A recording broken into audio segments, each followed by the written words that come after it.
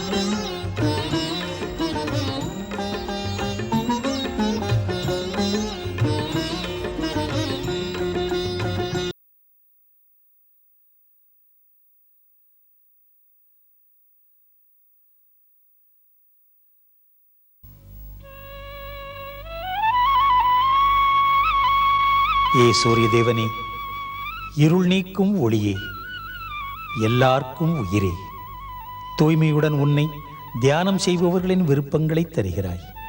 பூமியை நீ வான் மீதிருந்து காக்கின்றாய். உன் பெருமை சொல்லில் அடங்காது. பரம்பொருளை அர்க்கியம் சமர்ப்பிக்கிறேன். தாம் எனது பூஜையை ஏற்றுக்கொள்ளுங்கள். உயிர் வழங்கும் ஒளிக்கடவுளுக்கு உளமார்ந்த எனது காணிக்கை. ஏ சூரிய தேவா, தம்மை தொழுவதால் விருப்பமெல்லாம் நிறைவேறி இஷ்ட தெய்வங்களின் தரிசனமும் கிடைக்கின்றது. தாம் தெய்வம் காட்டும் கண்ணாடி.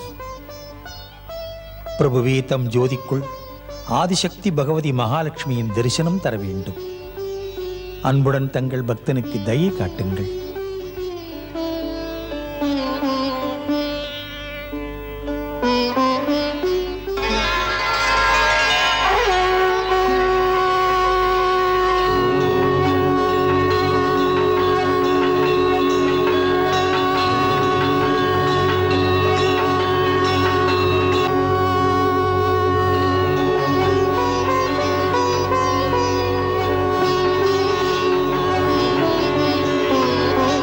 ஆதிசக்தி, செல்வமெல்லாம் தரும் தாயே, மகாலட்சுமி மாதா, அம்மையே, இந்த பக்தனின் பிரார்த்தனையை ஏற்றுக்கொள்ளுங்கள். அம்மா, நான் அகிலங்களுக்காக தொண்டு செய்ய ஊக்கம் தாருங்கள். மாதா, இன்றிலிருந்து நான் இந்த உலகத்துக்கு அற்புதமான தங்கள் கதையை அப்படியே எடுத்துச் சொல்வேன். மாதா, மெத்த படித்தவனும் இல்லை, நான் மேதையும் இல்லை. செல்வநாயகி, உங்கள் கதையை சொல்ல என் இதயத்திலே நீங்கள் இருந்து சீர்குறையாமல் சொல்ல திறன் தர வேண்டும். ஆகையினால் திருமகளே, அம்மையே, ஒரு பிரார்த்தனை. ஆர்வம் மட்டும் இருக்கும் என் நாவிலே அம்மையே, உங்கள் அவதார மகிமைகளை சொல்லும் திறனாய்வை, தெளிவை எனக்கு தந்து அருள் புரியுங்கள்.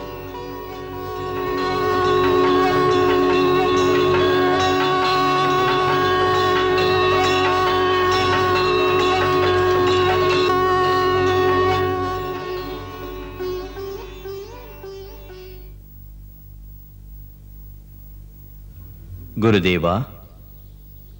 சொல் கௌதமா. குருதேவா, மகாலட்சுமியின் பக்தன் நீங்கள். எப்போதுமே அன்னையின் பக்தியிலே ஆழ்ந்து விடுகிறீர்கள். அப்படி இருக்கும் தாம் ஆரம்ப பூஜையாக ஸ்ரீ மகாலட்சுமியை பூஜை செய்வதற்கு பதிலாக சூரிய தேவனை பூஜித்தீர்களே. சிஷ்யா, மனிதன் என்பவன் எழுந்தவுடன் உதயகால பொழுதிலே சூரிய தேவனுக்குத்தான் அர்க்கியம் தருகிறான். ஏனெனில் சூரியன் தெய்வங்களை காட்டும் கண்ணாடி. அந்த கண்ணாடியில் விரும்புவோர் மனது தேடுகின்ற தெய்வங்களை காட்டுகின்றார். ஒருவன் சிவனை பூஜித்தால் அவன் சூரியனில் சிவனைத்தான் காண்கிறான். ஒருவன் விஷ்ணு பக்தன் என்றால் அவன் சூரியனில் விஷ்ணுவைத்தான் காண்கிறான். பொதுவாகவே சூரியன் நம் இஷ்ட தெய்வங்களை தரிசிக்க ஒரு வாசலாய் இருக்கிறார். அதனால்தான் சூரியனை பகவானின் கண் என்கிறார்கள். ஏனெனில் பரமாத்மா சூரியன் மூலமாக அகிலத்தின் செயல்பாடுகளை நேரிலே பார்த்து கொண்டிருக்கிறார். குருதேவா, தாங்கள் இன்று பகவதி ஸ்ரீ மகாலட்சுமியுடைய தெய்வீக கதையை சொல்ல ஆரம்பம் செய்ய இருக்கிறீர்கள். தாங்கள் சொல்ல இருக்கும் நல்ல கதைகளை கேட்க எங்கெங்கோ இருந்து மிக பெரும் ரிஷிகள் வருகிறார்கள் இல்லையா?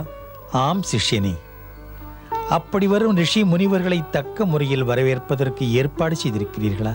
செய்திருக்கிறோம். வரவேற்போடு அவர்களுக்கு வசதியும் செய்திருக்கிறோம். சந்தோஷம்.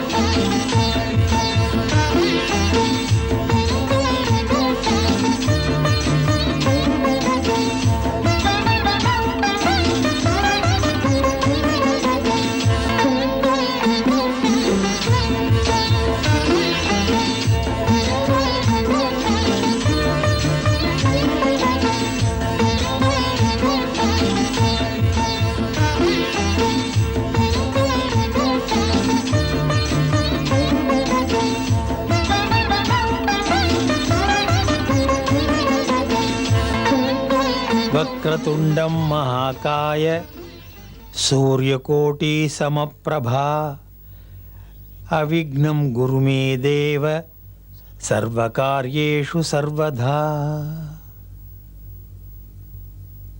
ஏ வெற்றியருளும் முதல்வனே, சித்தி விநாயகனே, உன் திருவடிகளுக்கு என் வணக்கம். தொடங்கும் காரியங்களை குறையின்றி நடத்துக.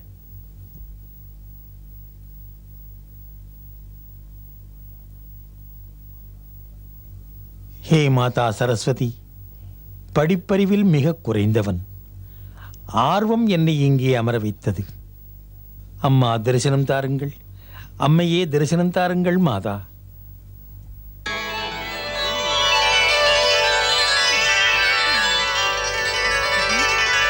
எண்ணியது நடக்கும். வணக்கம் மாதா. ஹே மார்க்கண்டேயா, எதற்காக இப்போது என்னை அழைத்தாய்? ஹே சரஸ்வதி மாதா, தாம் அறியாதது அல்ல. நான் மகாலட்சுமியின் கதை சொல்லப் போகிறேன்.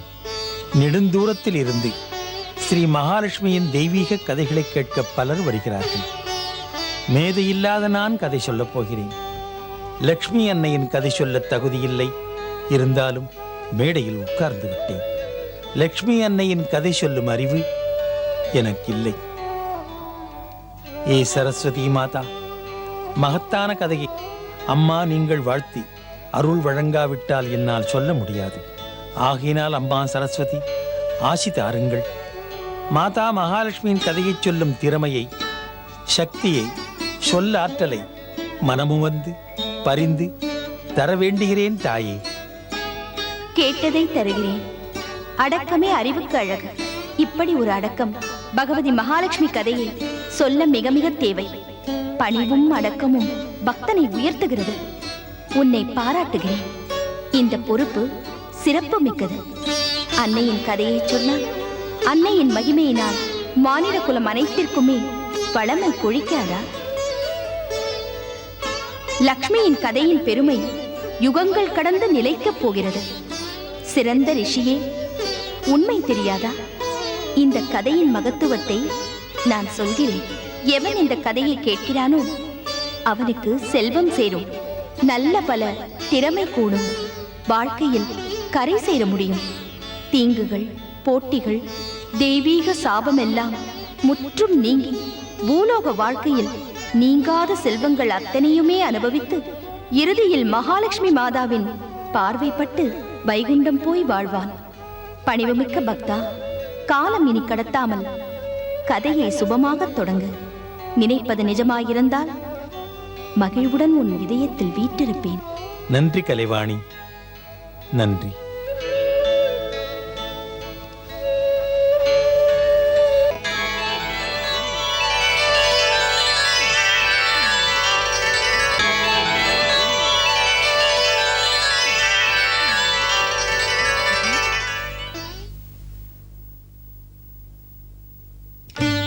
ஞானத்தில் சிறந்த ரிஷிகளை நான் இப்போது ஆதிசக்தி மாதா மகாலட்சுமியின் கதையை அந்த தேவியின் ஆசியுடன் சொல்லத் தொடங்குகிறேன்.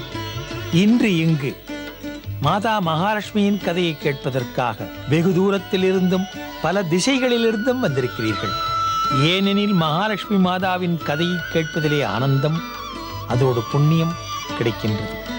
யாரொருவர் மகாலட்சுமி மாதாவின் கதையை கேட்கின்றாரோ அவர் காதிலே பேரானந்தம் அமுதாய் பாய்கிறது, ஆத்மா அமைதி அடைகிறது.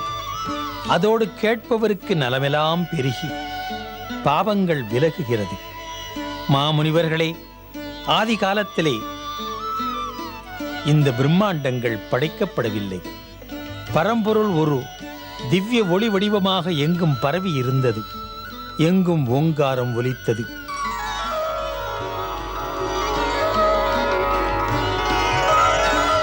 அந்த பேரொளியில் இருந்து ஆதிநாராயணன் வெளிப்பட்டார்.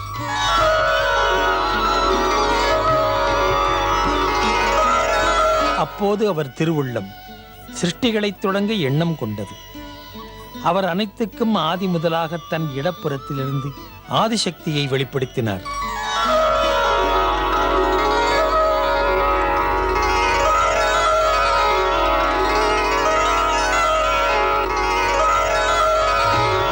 அவளே ஆதிசக்தி, பகவதி மகாலட்சுமி மாதா.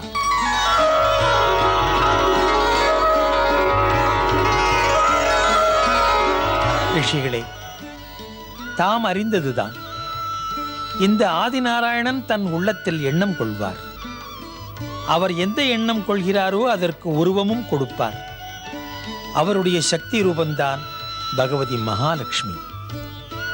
பகவான் ஆதிநாராயணனின் பார்வையில் மகாலட்சுமி மாதாவுக்கு தந்த இடம் அத்தனை உயர்ந்தது. அவர் ஆதிசக்தியின் தோற்றத்தை வெளிப்படுத்திய பிறகு பிரபுவே தலை தாழ்த்தி தேவியை வணங்கினார்.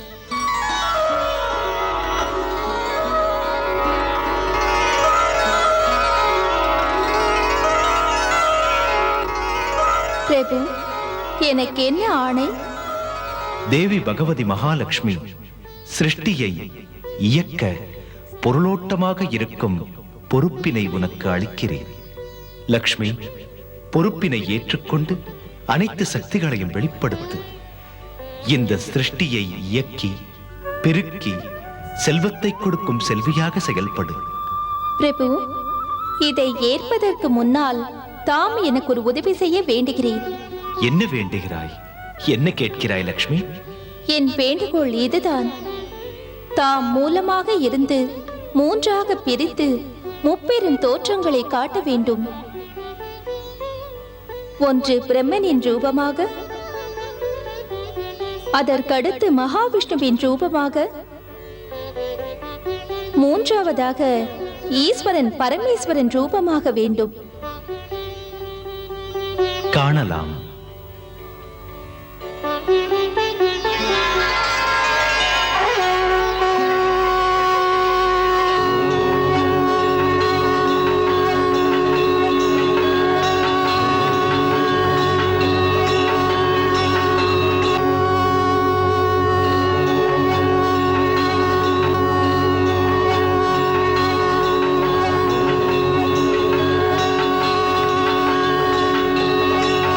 வணக்கம் ஆதிமூலமே.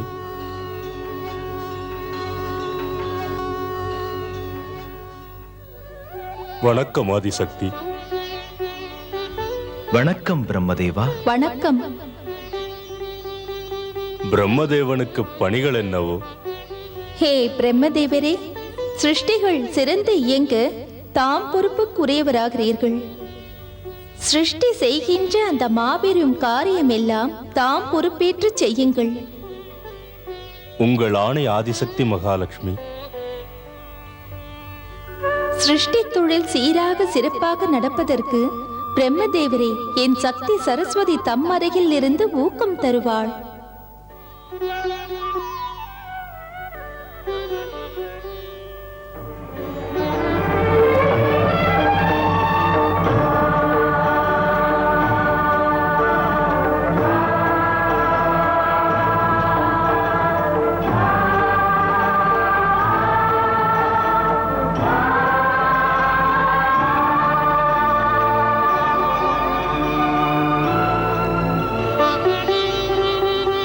வணக்கம் ஆதிதேவா.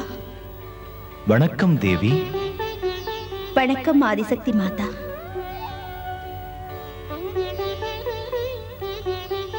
வணக்கம் பிரம்மதேவா.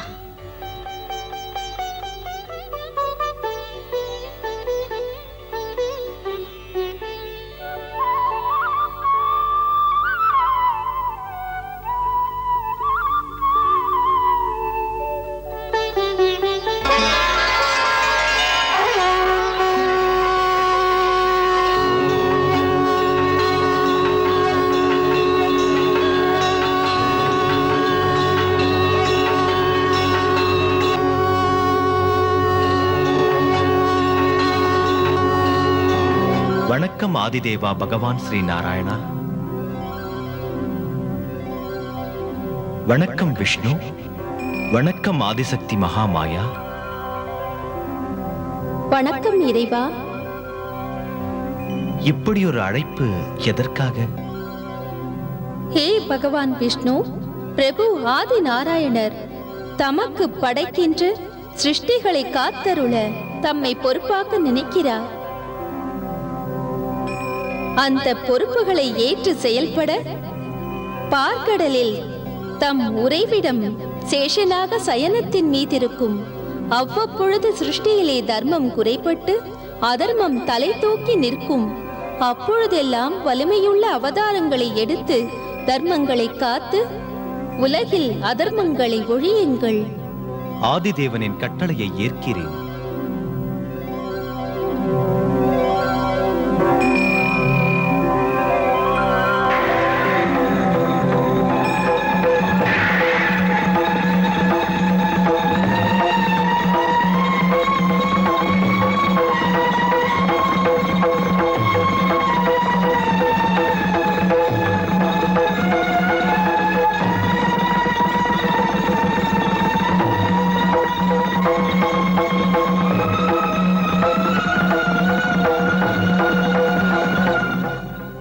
வணக்கம் ஆதிதேவனே. வணக்கம் ஆதிசக்தி. வணக்கம் முக்கண்ணரே. வணக்கம் பரமேஸ்வரா. ஹே மகாதேவா, முக்கண்ணனை அழைத்தது எதற்கு? ஹே பிரபு சதாசிவா, பிரம்மதேவர் பிரபுவின் எண்ணங்களுக்கு இணங்க உலக சிருஷ்டிகளை ஏற்கின்றார். அதன்படி இந்த உலகில் உருவாக்கம் நிகழும். அதை போல படைத்தது அழிவதும் மிக அவசியம். ஆகையால் தமக்குரிய பணி அழித்தலாகும். எல்லாம் பிரபுவின் இச்சை. தமக்கு இந்த தொழிலில் என் சக்தியின் உருவாக தேவி பார்வதி துணை இருப்பாள். அதோடு தாம் வாழும் இடம் கைலை மலை மீது சிவலோகமாக அமையும்.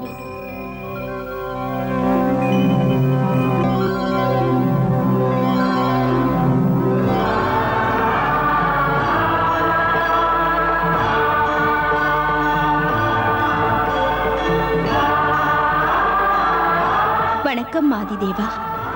வணக்கம் தேவி. வணக்கம் ஆதி மாதா. வணக்கம்.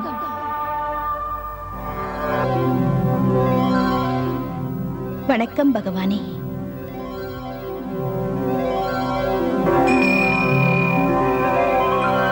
நான் போடும் விஷ்ணு வேடம் தனித்திருக்குமா தேவி? பிரபு, அதுதான் தம்முடைய விஷ்ணு ரூபத்தை எதிர்பார்க்கிறது நான் அல்லவா? எதுவரை எதிர்பார்த்திருப்பாய் தேவி?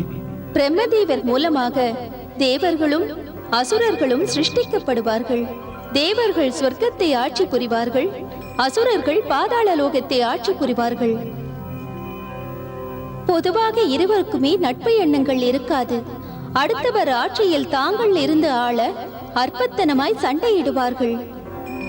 தீராது நடந்து வரும் தேவாசுர போரின் விளைவாக இரத்த வெள்ளம் ஆறாக பெருகி ஓடும். அப்போது என் விருப்பத்திற்கிணங்க தேவர்களும் அசுரர்களும் முனைந்து பார்க்கடலை கடைவார்கள். அப்படி ஒரு சமயத்தில் பார்க்கடலில் இருந்து நான் லக்ஷ்மியின் ரூபமாக அவதரிப்பேன். தம்முடைய விஷ்ணு ரூபத்திற்கு சேவை செய்வேன்.